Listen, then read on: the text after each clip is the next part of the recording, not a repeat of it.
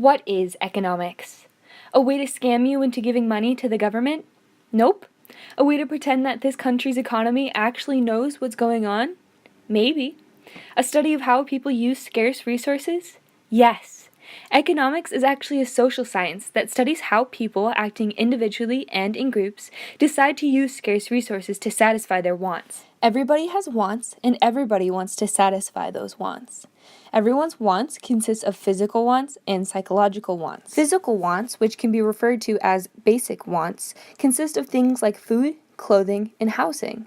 Psychological wants make people feel better and or happier.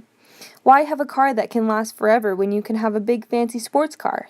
Some examples of psychological wants are wanting to wear up-to-date clothing, see the latest movie, or owning a special car. How can people satisfy their wants? Businesses. Here's a want satisfaction chain to explain the process of how people can become satisfied. Let's break it down. Let's say you want a new pair of shoes. First, all the resources needed, like rubber, fabric, or thread, are collected. Then, a factory will use those resources to produce the new pair of shoes. All of the new shoes will go through distribution. Trucks will take all of that new product to the stores where they can be sold. You, being the person that wants the new shoes, will go to that store and purchase them. As soon as the shoes are in your possession, you are satisfied and the cycle restarts. The want satisfaction chain displays people's recurring wants, but there is normally a gap between what people want and the available resources to meet those wants. That gap is called scarcity. Scarcity is the inequality that exists between wants and the resources available to satisfy them. Haven't got it yet? Scarcity in simple terms means that wants are greater than available resources. Since resources are scarce, they can only be used one way at a time. For example, you are both hungry and thirsty, but you decide that you are more hungry than thirsty, so you spend your money on a bag of chips. That same money cannot also be spent on a bottle of water, which means that the bottle of water is your opportunity cost. An opportunity cost is the highest valued alternative given up as a result of making a choice. When you bought those chips, you participated in a trade because you exchanged one thing for something else. Trade is the foundation of a market economy. The market is an arrangement that allows buyers and sellers to make exchanges.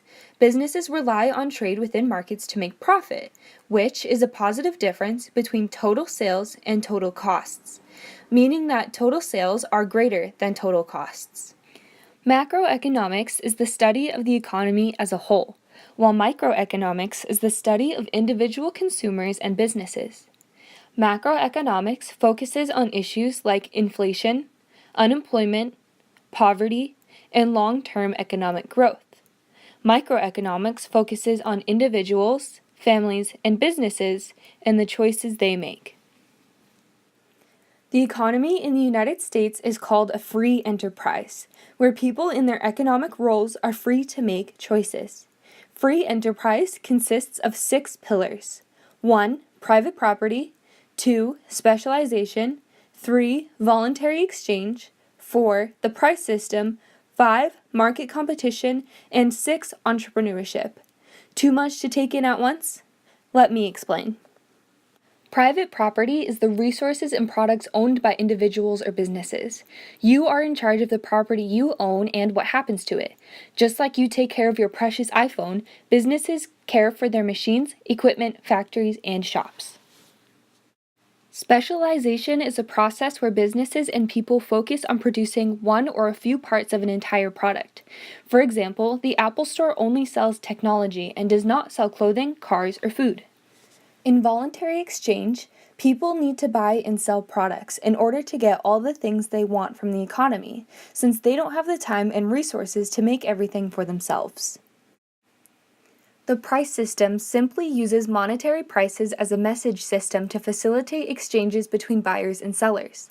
In simple terms, the seller will put a price on a product and the buyer will decide whether or not they would like to spend that amount on the product. Market competition is the competition between businesses.